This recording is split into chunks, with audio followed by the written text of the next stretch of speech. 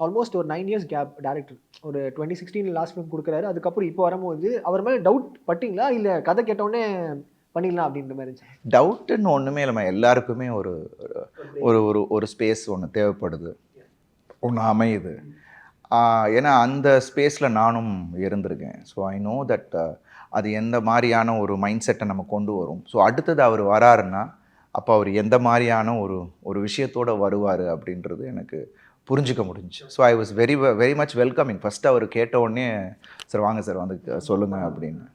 So அப்போ அந்த கதை சொல்லும்போது, ஏன்னா அதில் ஒர்க் பண்ண விஷயங்கள் இல்லைனா அந்த ரெஃபரன்சஸ் அவரோட கலர் பேலட்டாக இருக்கட்டும், காஸ்டியூம்ஸாக இருக்கட்டும், இந்த கேரக்டரைசேஷனுக்கான ரெஃபரன்சஸாக இருக்கட்டும், எல்லாமே அந்த லைட்டிங்க்கான பேட்டர்னாக இருக்கட்டும், இதெல்லாம் என்கிட்ட டிஸ்கஸ் பண்ணணும்னு அவசியம் இல்லை. அதாவது வந்து கேமராமேன் கூட டிஸ்கஸ் பண்ணணும். பட் அந்த ஒர்க்கை பார்க்கும் போதே எனக்கு தெரிஞ்சிருச்சு. Okay fine, is prepared, well ப்ரிப்பேர்டாக ஒரு இவ்வளோ டைம் எடுத்துட்டாலும் அந்த ஒரு அதுக்கான ஒரு விஷயம் இருக்கணும்ல. ஏன் இவ்வளோ டைம் அப்படின்னா, he wants to prove. So அந்த விஷயம் எனக்கு அதில் ரொம்ப பிடிச்சிருச்சு. And is a very good hard worker. And மான் கராத்தேலாம் பார்க்கும்போது ஃபில்ம் மேக்கிங்காக ரொம்ப நல்லா பண்ணியிருந்தார். Everything worked in the film.